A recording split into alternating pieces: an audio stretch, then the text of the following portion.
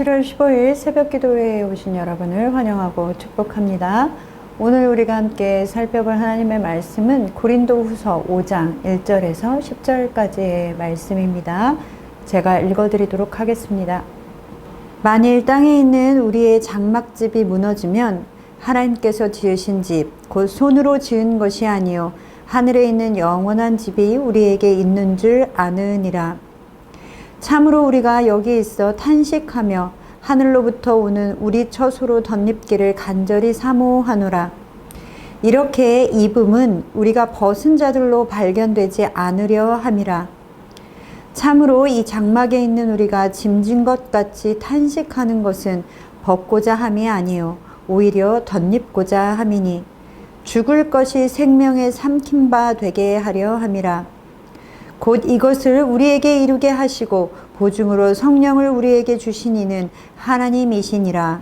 그러므로 우리가 항상 담대하여 몸으로 있을 때에는 주와 따로 있는 줄을 아노니 이는 우리가 믿음으로 행하고 보는 것으로 행하지 아니함이로라.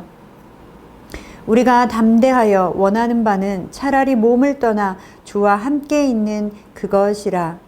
그런즉 우리는 몸으로 있든지 떠나든지 주를 기쁘시게 하는 자가 되기를 힘쓰노라. 이는 우리가 다 반드시 그리스도의 심판대 앞에 나타나게 되어 각각 선악간에 그 몸으로 행한 것을 따라 받으려 함이라. 아멘. 오늘 본문에서는 사도 바울은 죽음에 관한 이야기를 고린도 교회 성도들에게 하고 있습니다. 그러면서 누구에게나 오는 이 죽음이라는 것에 대해서 믿는 사람들은 어떠한 생각을 가져야 하고 지금 우리가 살고 있는 동안에는 어떤 태도를 보여야 하는지에 관하여 말씀하고 있습니다. 그렇다면 사도 바울은 왜 고린도 교회 성도들에게 이 죽음에 대한 부분을 이야기하고 또 어떤 태도를 가지고 살아가야 하는지를 말씀하고 있는 것일까요? 사도 바울은 복음과 예수 그리스도를 위한 일이라면 어떤 어려움이 와도 자신의 목숨까지도 아끼지 않았던 사람입니다. 우리가 그것에 대해서는 너무나 잘 알고 있죠. 그런데 그런 사도 바울도 너무나 어려운 고난을 지속적으로 겪다 보니 사도 바울이라고 할지라도 그 일을 겪는다는 것이 너무나 고통스러웠습니다. 그러다 보니 자연스럽게 죽음에 관한 하나님의 뜻을 깊이 묵상하게 되었고 본인은 그 죽음뿐만 아니라 부활에 관한 하나님의 섭리를 경험하게 되자 그리스도인들은 어떻게 살아가야 하는지를 우리에게 말씀하고자 한 것입니다.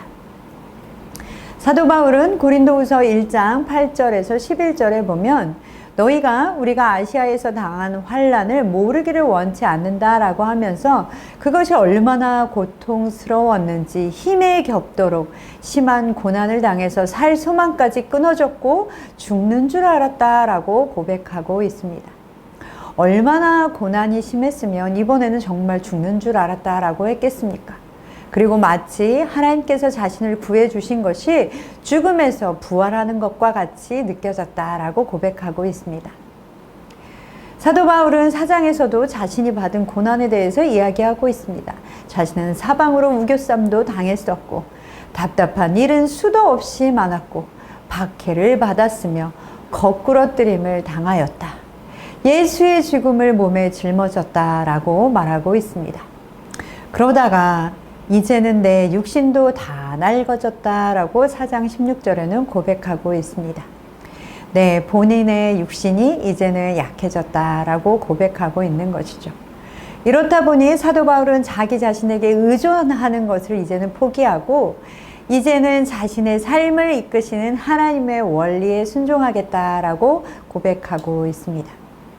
고린도후서 3장 5절의 말씀은 이렇게 말씀하고 있습니다. 제가 읽어드리겠습니다. 우리가 무슨 일이든지 우리에게서 난 것 같이 스스로 만족할 것이 아니니 우리의 만족은 오직 하나님으로부터 나느니라. 아멘.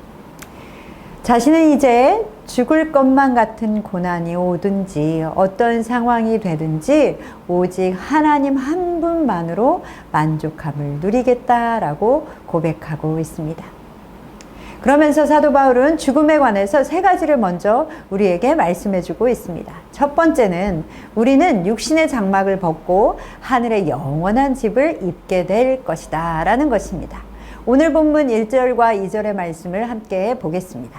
만일 땅에 있는 우리의 장막집이 무너지면 하나님께서 지으신 집, 곧 손으로 지은 것이 아니요 하늘에 있는 영원한 집이 우리에게 있는 줄 아느니라. 참으로 우리가 여기 있어 탄식하며 하늘로부터 오는 우리의 처소로 덧입기를 간절히 사모하노라. 아멘. 사도 바울은 자신이 텐트를 만드는 직업을 가지고 있었기에 아주 자연스럽게 우리의 육신을 장막에 비교하고 있습니다.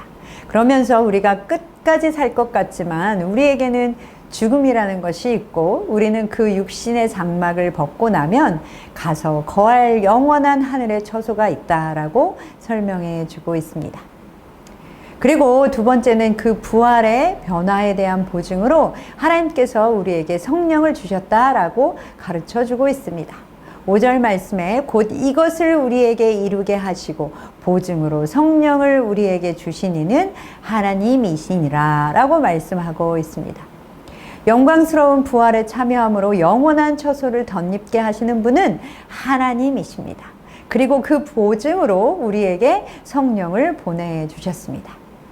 그리고 세 번째로는 죽음이라는 것은 모든 것의 끝이 아니라 이후에는 주님과 함께 거하게 된다라는 것입니다.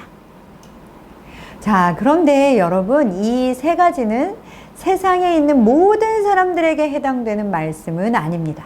오직 그리스도인들에게만 해당되는 말씀입니다. 예수 그리스도를 믿음으로 구원받은 사람들에게만 해당되는 말인 것이죠. 그리스도인들은 죽음 후에는 영원한 하늘나라의 처소를 덧입게 될 것이며 그리고 그곳에서는 주님과 함께 거하게 될 것이며 그것을 모두 이루시는 분은 하나님이시며 그리고 하나님께서는 그것에 대한 보증으로 성령을 우리 가운데 보내어 주셨습니다. 그렇기에 그리스도인들에게는 생명도 의미가 있는 것이고 죽음도 의미가 있는 것이며 그리고 우리의 삶 자체가 의미가 있는 것입니다. 그러면서 사도 바울은 그렇다면 이렇게 믿는 사람들에게는 이런 의미가 있는 것이라면 우리는 삶과 죽음에 대하여 어떤 태도를 가지고 살아가야 하는가? 그것에 대해서 우리에게 말씀해 주고 있습니다. 첫 번째, 우리는 영원한 거처, 하늘의 집을 기대함으로 담대함으로 살아가야 합니다. 사도 바울은 자신의 삶이 얼마나 어려웠던지 짐진 것 같이 탄식하며 하늘로부터 오는 처소를 덧입기를 간절하게 사모한다라고 고백하고 있습니다. 우리가 세상을 들여다보면 죄의 무게는 너무나 무겁고 그 결과로 너무나 고통스러운 죄의 결과들이 벌어지고 있습니다. 그리고 그것의 최종 결과는 사망입니다. 그러나 사도 바울은 그러니 이 고통스러운 이 현재의 삶을 무의미한 것으로 여기고 벗어버리자라고 말씀하고 있는 것이 아닙니다. 오히려 우리에게는 새로운 소망이 있으니 이 삶을 담대하게 살아가라 라고 말씀하고 있는 것입니다. 우리는 이 땅에서 살아갈 때 물리적으로는 주님과 함께 거할 수는 없습니다. 그러나 이 모든 것을 이루시는 하나님께서 믿는 사람들 가운데는 그것을 이루시겠다라는 보증으로 성령을 보내어 주셨습니다. 그렇기에 성령이 우리 안에 내주하시는 한 우리는 부활의 몸 영원한 처소를 덧입게 될 것입니다. 그렇게 우리는 담대하게 살아갈 수 있는 것입니다. 사랑하는 성도 여러분, 이제는 성령님을 의지하심으로 육신의 눈으로 보는 것만을 가지고 살아가시는 것이 아니라 믿음의 눈을 떠서 영원한 처소를 덧입을 것을 기대함으로 담대하게 살아가시는 여러분 되시기를 소망합니다. 오늘 본문 7절의 말씀과 같이 믿음으로 행하고 보는 것으로 행하지 아니하는 삶을 살아가시는 여러분 되시기를 소망합니다. 두 번째로 우리는 하나님을 기쁘시게 해드리는 삶을 살아야 합니다. 우리의 삶의 목표와 우리의 삶의 핵심은 하나님을 기쁘시게 하는 것입니다. 사도 바울은 우리에게 하늘에 있는 영원한 처소로 덧입기를 간절히 사모하라 라고 말씀하고 있지만, 그렇다고 해서 죽음 후에 영원한 거처로 가는 것이 우리의 삶의 최종 목표다 라고 말씀하고 있는 것은 아닙니다. 9절의 말씀을 함께 보도록 하겠습니다. 그런즉 우리는 몸으로 있든지 떠나든지 주를 기쁘시게 하는 자가 되기를 힘쓰노라. 아멘. 영원한 처소를 덧입기를 원하는 주의 백성들은 하나님을 기쁘시게 해드리는 삶을 사는 것은 당연한 것입니다. 우리가 지금 현재에서부터 주님을 기쁘시게 해드리는 삶을 늘 소망하게 될 때, 우리는 하늘에서 하나님과 함께 거하게 되는 그 삶을 살 때 누리는 그 하나님 나라의 기쁨을 이곳에서도 맛보며 살아갈 수 있게 되는 것입니다. 그리고 그것은 나중에 우리가 살게 될 하나님의 나라에서도 이어지게 되는 것입니다. 영원한 집을 취하게 되는 그날, 믿는 사람들이 이 땅에서 경험했던 하나님의 나라의 기쁨과 하나님과의 친밀함을 부분적으로 맛보는 것이 아니라 온전한 하나님 나라의 기쁨과 온전한 하나님과의 친밀함을 누리게 되는 것입니다.